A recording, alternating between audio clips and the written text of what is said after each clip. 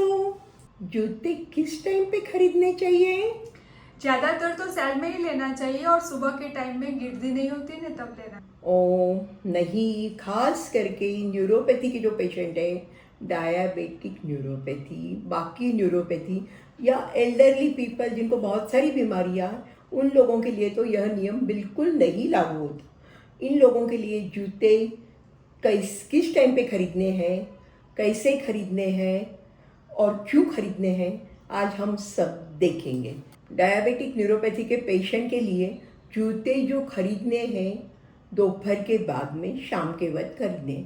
अब मेजॉरिटी लोग वर्किंग होते हैं, तो आप सुबह में जूते खरीदोगे तो काफ़ी लोगों को क्या दिन भर बैठे रहते हैं या चलते रहते हैं, खड़े रहना पड़ता है, तो पैरों पे शाम को थोड़ा सूजन आ जाता है।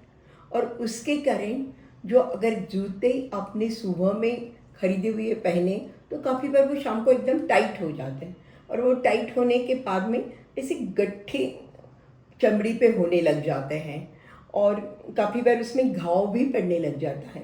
और ख़ास करके डायबिटिक के पेशेंट, न्यूरोपैथी के पेशेंट, उन सब में, क्योंकि उनके एक तो सेंसेशन कम होता है पैरों में, काफ़ी बार सर्कुलेशन का भी प्रॉब्लम होता है, मूवमेंट कम होती है, उनका पैरों का फिगर भी काफ़ी बार बिगड़ा हुआ रहता है। इसलिए थोड़ा भी सूजन होगा तो वो चमड़ी को दबा के वहाँ पे घाव पटक सकते हैं। अब दूसरा, कैसे जूते चुने। ऐसे पेशेंट के लिए जूते जो है ना, उसका अंगूठे का पार्ट चौड़ा चाहिए, क्योंकि उनकी जो अंगुलियां है ना काफ़ी बार खराब हुई हुई रहती है। फिर अंदर कुशन चाहिए और आपको अंदर का पूरा एकदम स्मूथ चाहिए। अगर इसमें लाइनिंग हो, कुछ हो, तो क्या होगा, वो आपके चुभेगा और चमड़ी के ऊपर ऐसे घाव बारीक बारीक पटकते रहेगा।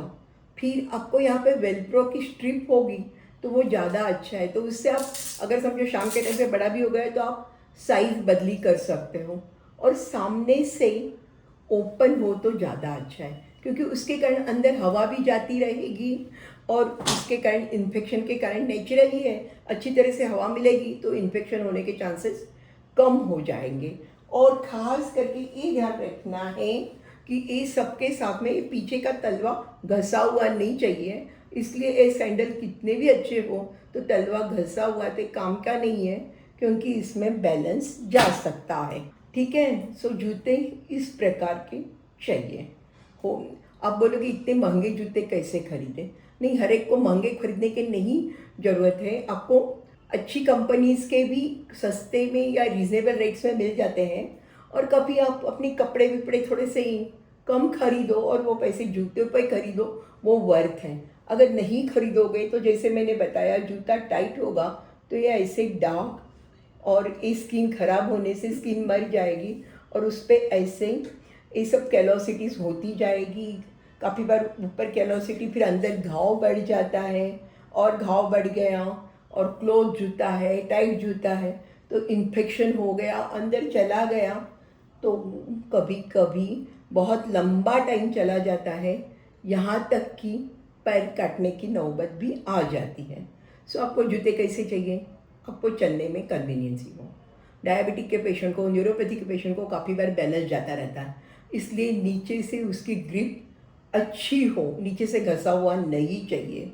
और इन्फेक्शन नहीं होने के लिए उसको अच्छी तरह से हवा भी लगनी चाहिए।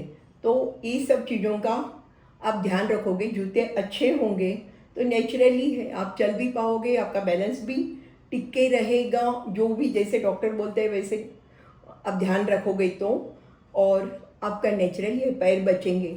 और जितना ज़रूरी दिमाग है उतने ही ज़रूरी पैर है।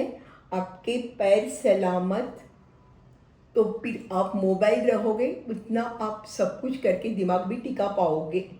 आपको अगर लगता है थोड़ा भी जूता घसा हुआ है, आप जूता बदली कर लीजिए।